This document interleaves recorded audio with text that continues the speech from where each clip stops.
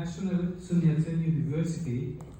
I'm teaching a course on risk management. The first class is about typology of risk. And I tell the students, risk is a very risky word. Be careful when you talk about risk. And it's much better to describe risk in 2 or 3 words. We have credit risk, we have market risk, we have operation risk, we have reputation risk, we have legal risk, we have many, many kinds. It's like a tree that you can build of risk, because market risk is divided into equity risk, interest rate risk, commodity, and foreign currency. So in order to make it much more, to communicate better, we have to define which risk we are talking about. And when we talk about diversification, for example, we talk about market risk, mainly equity risk. And there's also the relationship between equity and interest rate, how to diversify the portfolio among the different instruments. Only let me offer another issue concerning risk, which I don't know if you are familiar with the word ambiguity. There are now few papers telling that it's going back to some of the concept of risk and uncertainty from Frank Knight from the University of Chicago. He sort of looked differently at risk and uncertainty. And ambiguity is also trying to talk about the risk of risk, sort of that you can have better known distribution, or you may have some fuzzy distribution, and then you have to take it into consideration. And that's something that still we don't know much about how to deal with ambiguity. Now going back to the basic concept of the VIX, so my dissertation was the first one on the efficiency of the CBOE that just started trading. I got the initial data. I had Black-Scholes on my dissertation committee. So obviously, what I did is trying to test the efficiency of the market on one hand, and how good is Black-Scholes in describing market data. And so I engaged in investigating the theory together with data, and actually I had a chapter in my dissertation where I implied volatility.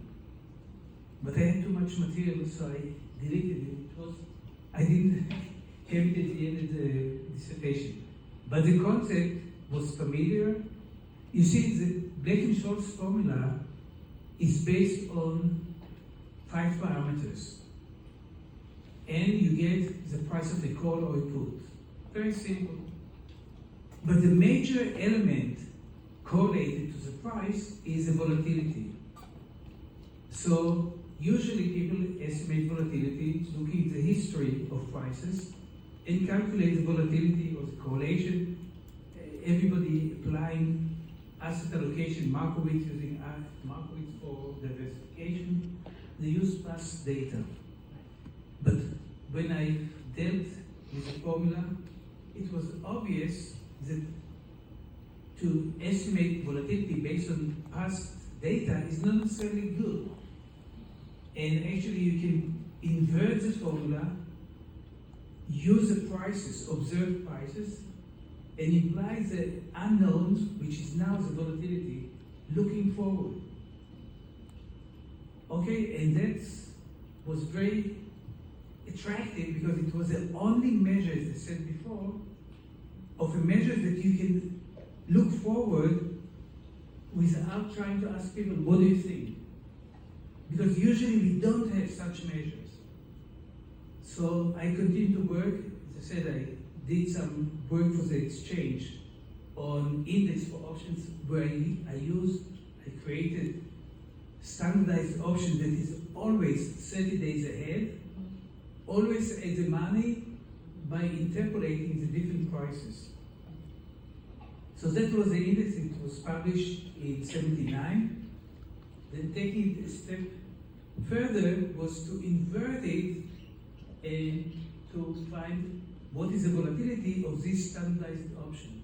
So if you do it all the time consistently, even if the formula is not perfect, but if you do it consistently, you can depict, as you saw, the trends, and when the market is in panic, you see it's in panic. You see so clearly. So it seemed to me to be a very efficient way of trying to estimate the risk and implement it also into the formula.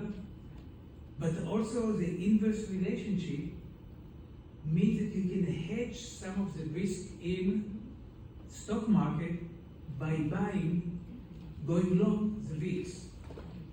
So if you buy call options on the VIX and you have portfolio, let's say, of S&P 500, you can mitigate the risk. Now, Natixis Bank in Paris, about 10 years ago, issued a mutual fund that is following such a policy.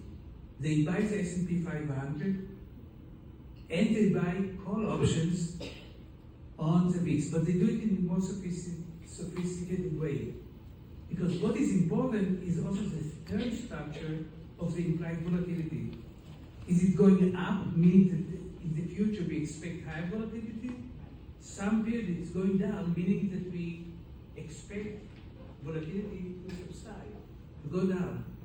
So they use long and short policies on the term structure in order to take care of the shape of the term structure volatility together with the S&P 500 to stabilize.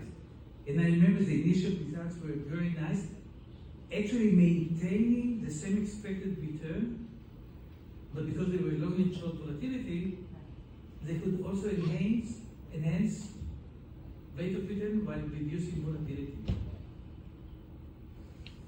That's really perfect. And thank you for the initial definition of risk, because we want to be very explicit that we're talking about market risk and more specifically more equity risk than anything else. So that was, thank you for the clarification.